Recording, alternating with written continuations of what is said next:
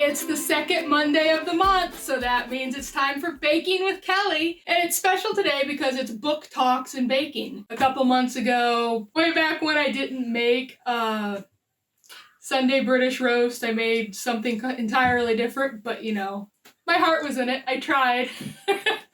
I said, hey, we're going to do a book talk. We're going to do this book, The Baker's Secret by Stephen P. Kiernan. So the author of our next read did a book talk on this book, and she did it so much better than I ever could. So I'm just going to read to you what she wrote about The Baker's Secret. Paula McLean, author of The Paris Wife and Circling the Sun, wrote, "Nothing is more audacious or more inspiring than the human spirit, as we see in Stephen P. Kiernan's luminous new novel, The Baker's Secret. With painterly precision and a great heart, Kiernan gives us an intimate view of a small French village forced to endure the soul-stifling humiliations of German occupation. Emma, the young baker and consummate survivor whose boldness and ingenuity help keep her village alive. As they pray the Allies will make good on their promise of rescue. Emma is an unforgettable heroine, and Kiernan's novel will have you weeping and then cheering, a tale beautifully, wisely, and masterfully told." So our next read in a couple months will be The Paris Wife by Paula McLean. We'll do another book talk and baking. Not sure what I'll make. And don't worry, we will move out of France. We'll go to some other country and we'll make stuff from there too and read about a different country as well. So Emma, our hero, is a baker, and she has attracted, because of her amazing baking skills, she's attracted the attention of the commandant of the occupying troops, and he gives her an extra ration of flour, and every morning she has to make a dozen baguettes for the troops, for the army, for the military, whatever. So our inspiration for Baking with Kelly today are Emma's baguettes. I bought myself a kit, a baguette baking kit. I have never made a baguette in my life, so of course for your viewing pleasure, I'm going to make this for the first time in my life on camera and put it on YouTube. Why not? The baguette. Let's go ahead and start making that. To start off with, I mix flour, cornstarch, xanthan gum, salt, egg whites, and I mix it well. Of course, these baguettes will be gluten-free because I can't eat wheat. It tries to kill me. I actually have an EpiPen. I have to have an EpiPen if I get into wheat. So gluten-free baguettes it is. And it takes flour. I need 2 cups of flour. Let's get that. Move my baguette rising tray out of the way.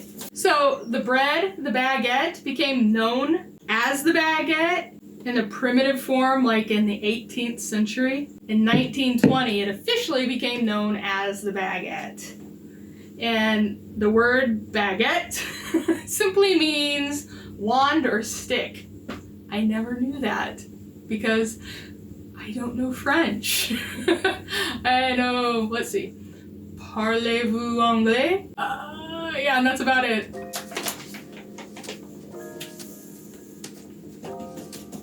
All right, 2 cups of flour.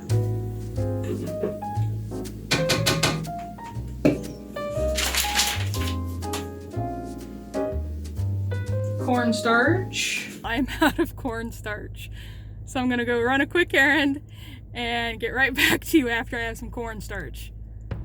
Good gracious.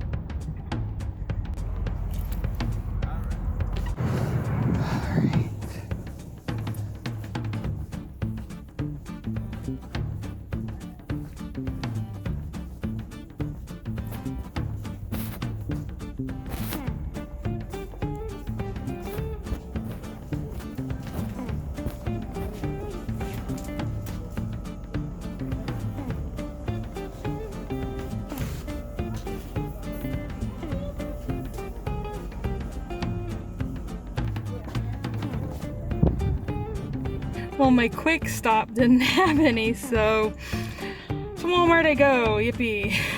Okay, headed into Walmart. I think they'll have what I need.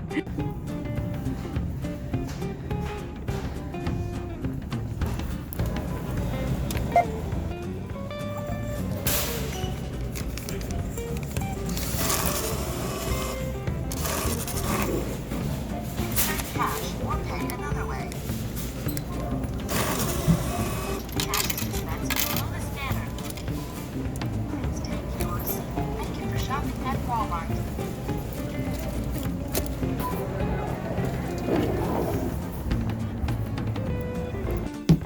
Okay. And it takes 1 cup of cornstarch.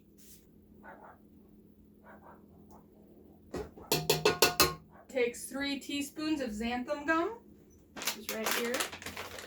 Can't believe I had xanthan gum in the house, but I didn't have my cornstarch in the house. Okay.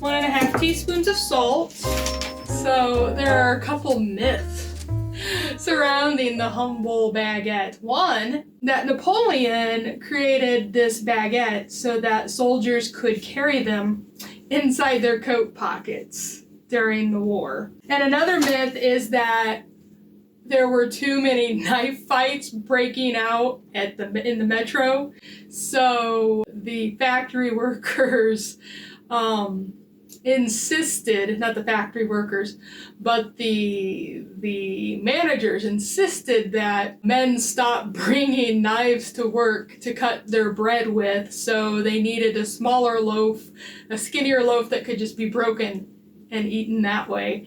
And some believe it's the bread of equality. It's the post-revolution French Revolution, both poor and rich can eat the same bread. And finally, in October of 1920, there was a law put in order that bakers could not force their workers to get up before, I think it was like 5 a.m., might be 4.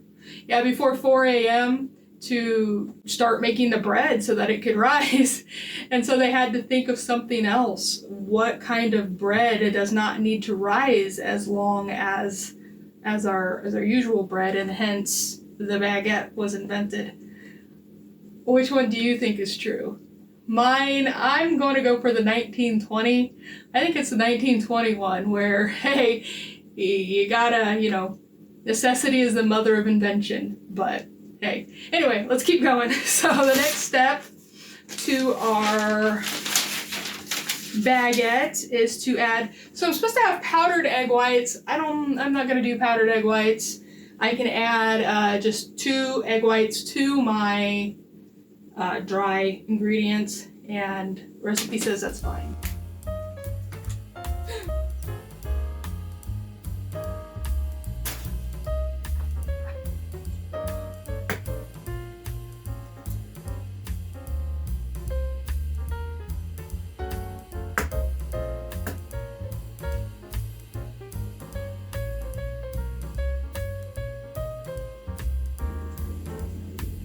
Okay, and then I just mix this until it's well mixed. I mix it with the dough hook on. Ah. See, I do have an EpiPen.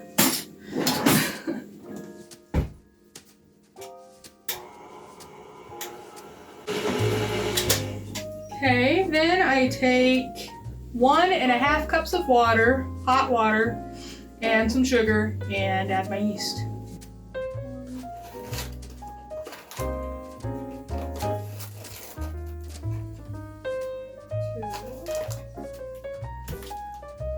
So our main character secretly put ground up straw into her loaves of bread. It didn't add anything, and it didn't hurt anything. It just expanded the volume so that she could do some other little secrets with her bread. She made it go a little bit farther. But I don't really think that Emma's, the baker, her big secret is that she put straw in her loaves. I think there may have been other things. What do you think her big secret was? So she interned under the baker, Uncle Ezra. He was the main guy, and she started, I think, when she was like 11, interning under him. Maybe 12, 13, maybe 13. Anyway, she was a young girl when she started interning under him. I mean, she's still a young girl when she's in this book. She's only like 22. But she interned under this guy, and to her, his life is a complete secret. She doesn't discover much later what his secret was and what he did. I will put discussion questions in the, description below. You click that little caret, little arrow, and it opens up, and you can see under, I don't know if anybody even sees, because I write a bunch of stuff under there. And I put the recipes there, so you can find that. I'll put the discussion questions there. What do you think Emma's secret is? Is it just the fact that she puts gross old straw in her loaves of bread, or is there other secrets to Emma? Write me below, and check out the discussion questions. It'd be so much fun to talk to you all about what you think of this. So if you did read along with me, and you finished the book, let me know below what you thought of it. What did you think of our heroes and our main characters and our villains? Were they believable? Just let me know in the comments below. Anyway, it takes 2 tablespoons of yeast.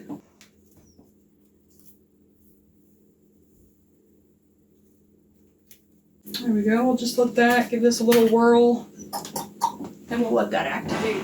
Just let this sit aside and get all frothy and activate. And in the meantime, I add my softened butter, and it takes 2 tablespoons of softened butter. I have more eggs I put in it. So I put 2 tablespoons of butter, 2 eggs, and a tablespoon of vinegar, and I mix on high for 4 minutes while this does its thing. Our yeast is looking good. Let's get that in there.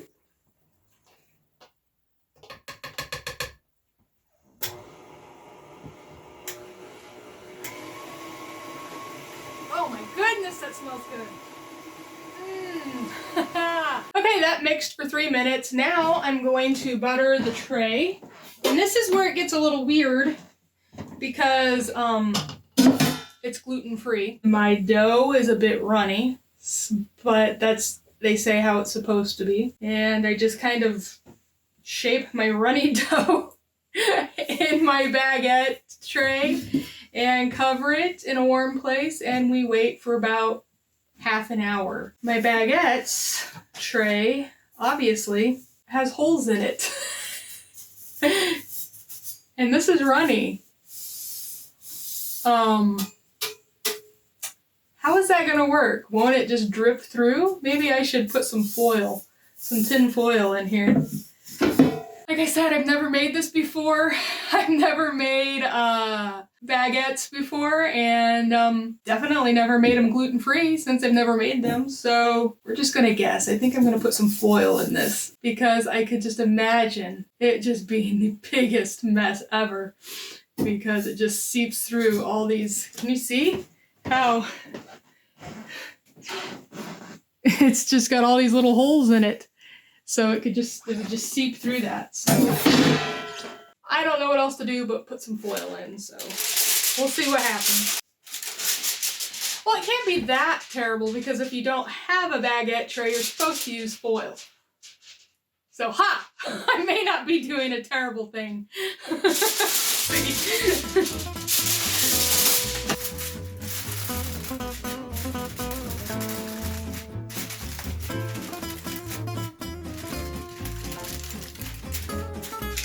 I'm only supposed to fill these about halfway because obviously it's gonna, well, not obviously, hopefully it will rise. I don't know, if you've ever made gluten-free items, it doesn't always do what you hope or anticipate. or even what the directions say. So cross our fingers and hope that this dough actually rises. Alright, so then I just spoon it into the mix here. Man, I wish y'all were actually here so we could talk in person about the book that we read. It would be so fun. Alright, well, looks more like a cake mix than a... Here's the consistency that I have for my gluten-free baguettes. It's not very doughy, but it's what it's supposed to be, so.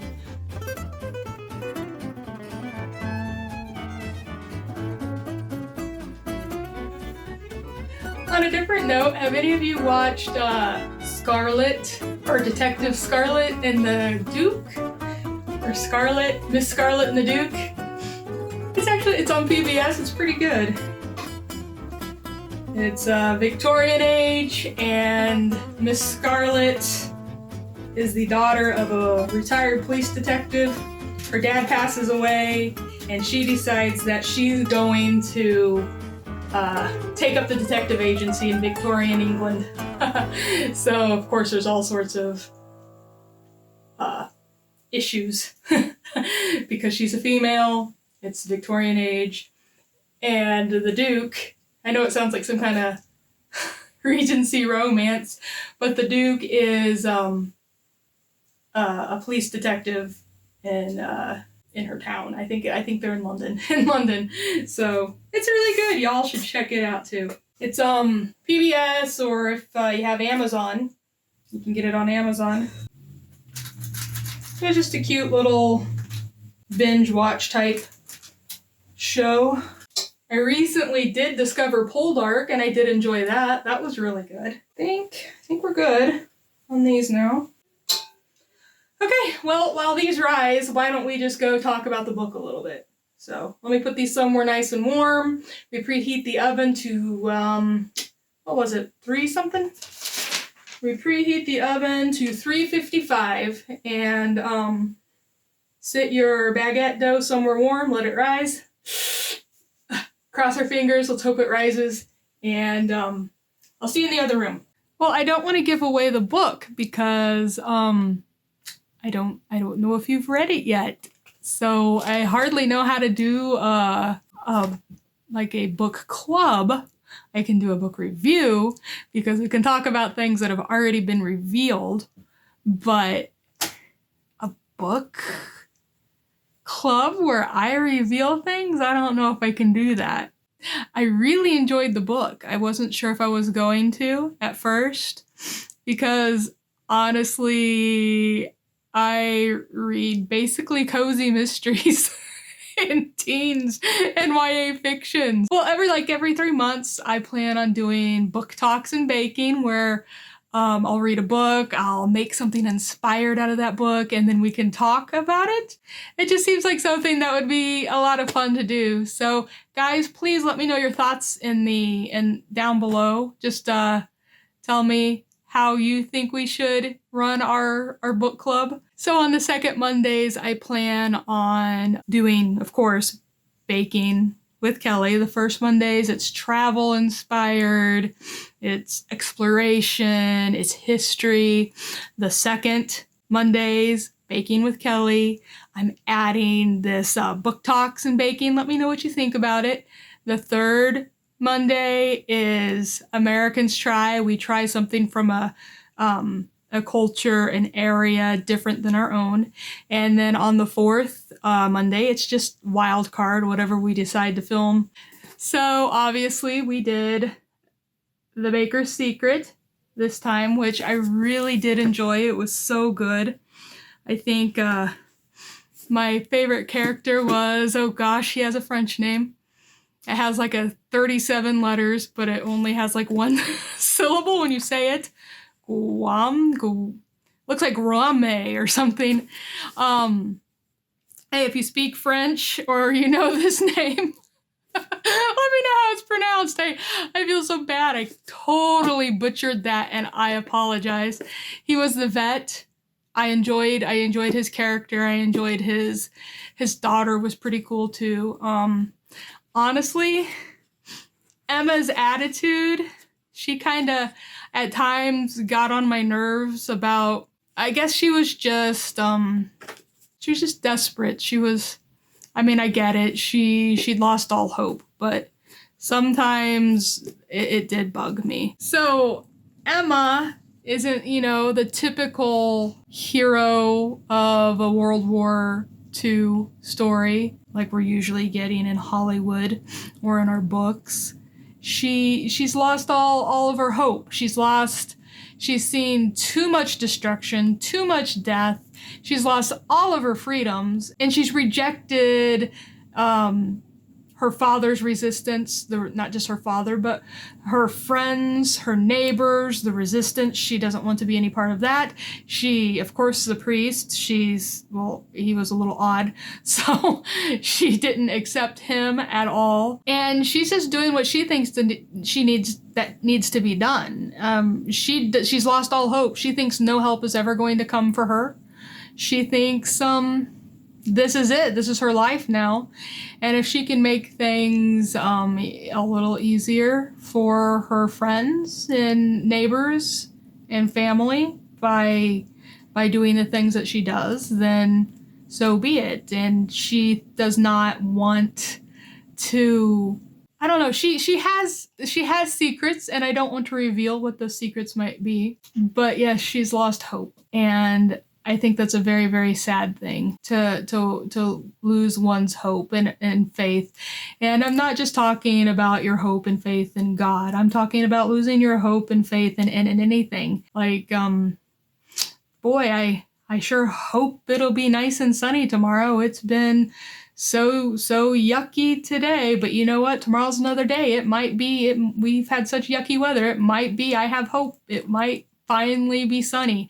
That kind of thing. It's just really sad to lose that, because how does one live one's life without hope? I feel like she was still part of the resistance, even if it wasn't the resistance, the official resistance. She was still doing things to make the occupying army's life harder.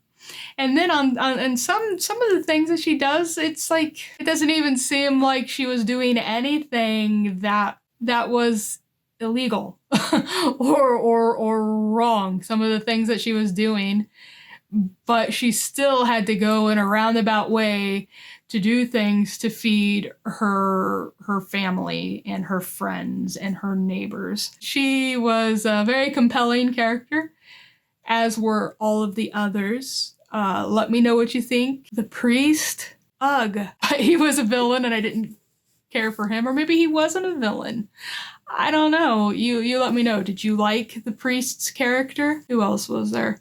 Oh gosh, there was, cannot think of the kid's name. The captain who occupied their house. He was a mess. I did not like him at all either, but I know I was not supposed to like him. And the commandant was a villain as well, but he seemed to be a little more lenient than the other occupying military. I'm not saying that, I just loved the commandant, because I didn't. I didn't like him at all. But, he was an interesting character as well. Who have I missed? Oh, Grandma! Her grandma was sweet, and it's just always sad when someone's going through dementia. Her character was sad, but she was also so sweet, and I really enjoyed her grandma. Oh, Monkey Boy. Monkey Boy was an interesting guy, an interesting character too. I do like how Stephen P. Kiernan, I like how he added people who aren't just what you consider the norm, because Monkey Boy was a mentally delayed as well, as grandma was going through dementia. So I like how he kept it real life, real people, real situations. Anyhow, guys, who is your favorite character? And tell me why. Did Emma kind of bug you at times too? Or was that just me? Here is our next read, The Paris Wife. I talked about it a little bit while I was making the bread. New York Times bestseller, Paula McLean. It's about Ernest Hemingway and his wife, and how they moved to Paris and all the things that happened there. I think it's going to be good. Anyway, it will do another one of these book talks and baking in July. It'll be the second Monday in July. I don't think it's going to be one of my little fluff books that I typically read. Maybe the next one, it'll be a nice fluffy mystery or a YA or something like that. Anyhow, so I think the bread's about done rising. Let's go check that out. Okay, let's see what these look like. There we go, scored. Well, that's what they're looking like.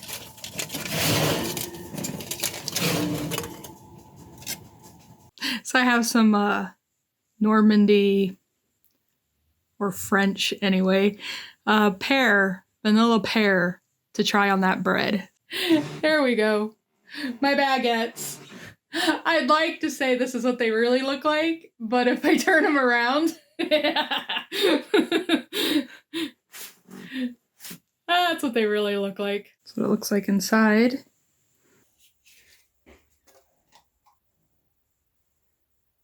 As pretty as this is, and as much as I really want to taste it, it was not on there very tight. It did not have a good seal, and I don't want to die of botulism. So we're not going to eat this pear jam. Let's go for some old apricot preserves. We'll try that instead. Okay, here we go. I'm going to taste it. The bread itself is like not how I remember a baguette. It's more of a cloud bread. It's not bad. It's pretty good. The recipe will be linked below if you want to try to make it yourself. And guys, thanks for joining me on my book talks and baking. Guys, talk to me. Comment below. Look at the discussion questions. See if it sparks anything in you to write a comment. Just give me your thoughts. And I'll see you in the next one, guys. Thanks for watching. Bye.